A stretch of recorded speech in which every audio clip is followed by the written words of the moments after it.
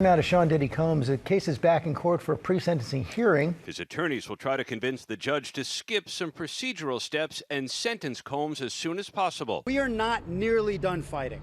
We are just getting started. We're going to win, and we're not going to stop until he walks out of prison a free man to his family. Welcome to the night section. Well, they might have well just said court adjourned and case dismissed, because out of the 5 charges brought against Diddy, which includes 1, the RICO, 2, X trafficking, 3, obstruction of justice, 4, wire fraud and money laundering, and 5, interstate transportation for peace-stitution, he was found guilty on only 2, and arguably the most insignificant one, which was the interstate transportation for peace-stitution. 2 counts, 1 count related to Cassie and another count related to another ex who also testified during the trial, who went by the pseudonym Jane Doe. Now, I don't know if you guys are confused as I am, because with the big hoopla surrounding this case, first with the Cassie lawsuit leading up to the raid, which by the way was on the taxpayer's dime. Federal investigators now confirm agents seized electronics from the rapper's homes in California and Florida into a criminal investigation into sex trafficking allegations against Combs.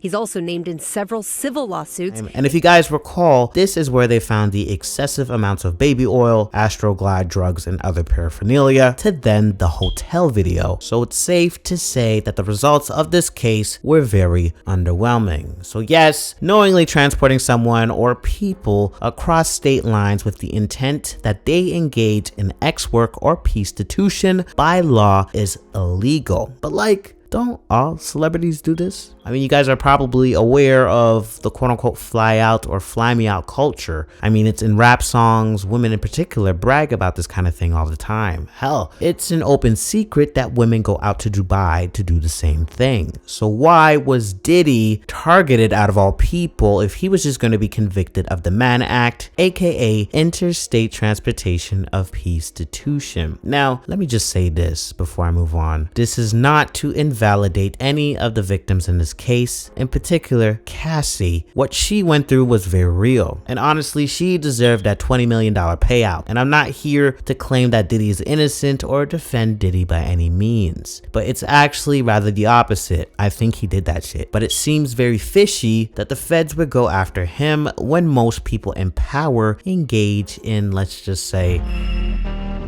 he knows everybody. He knows what's going on behind the scenes. He knows every manager, every executive, every attorney.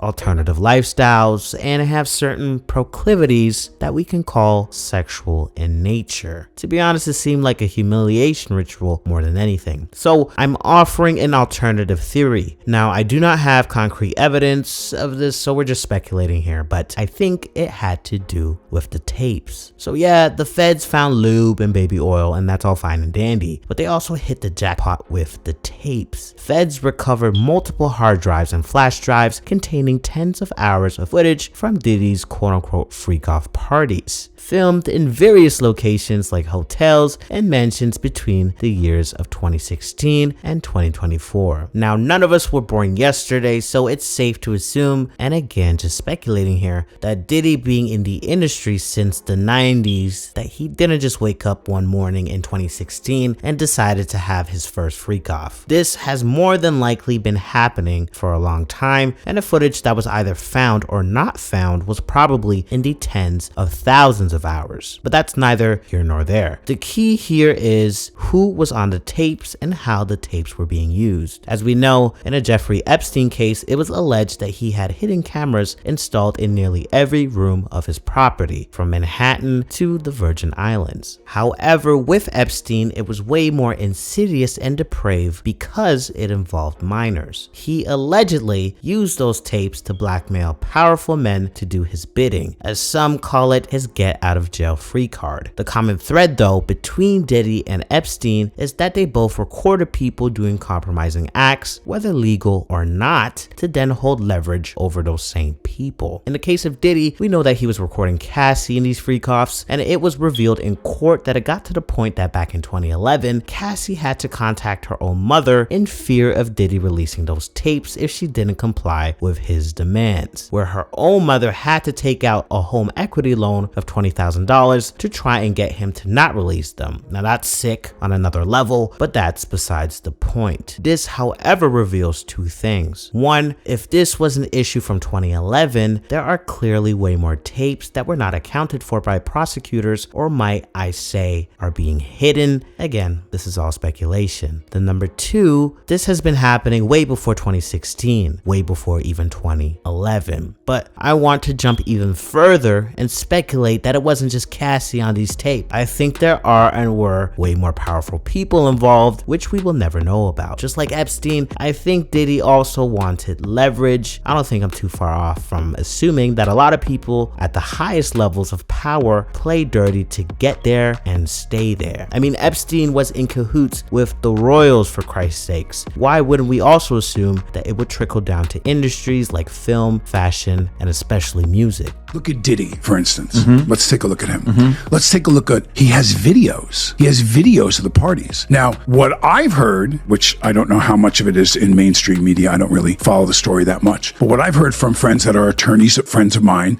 that have represented me before, agents and so on, is there's a bidding war going on right now. They're driving that price up because if you want your client and your famous actor to not be involved, or famous singer to not come out, here's the price. And that they're just selling to the individuals that are in those. This is what I heard. They're selling those videos. So if you're Tommy X, and Tommy X is a big, big movie star, and he was at some of the Diddy parties, he was in one of those bedrooms with 3 other men, and he's happily married to a woman, and blah. Tommy doesn't want that video to come out. He does not want it to come out. As you guys heard in the previous clip, and this is not verbatim, but Alec Baldwin's brother revealed in an interview with PBD that there's been whispers in the streets that there was a bidding war amongst A-listers and celebrities for these tapes during the Diddy investigation, so they wouldn't be involved or mentioned. Now, some of you guys might say this is all hearsay and he could just be making it up, but how many times do we have to hear the same thing over and over for us to finally give these claims some merit? But when we talk about what the FBI really wanted from Diddy, maybe it wasn't justice, maybe it was containment. But I don't know. What do you guys think? Let me know your theories in the comments. Night section out.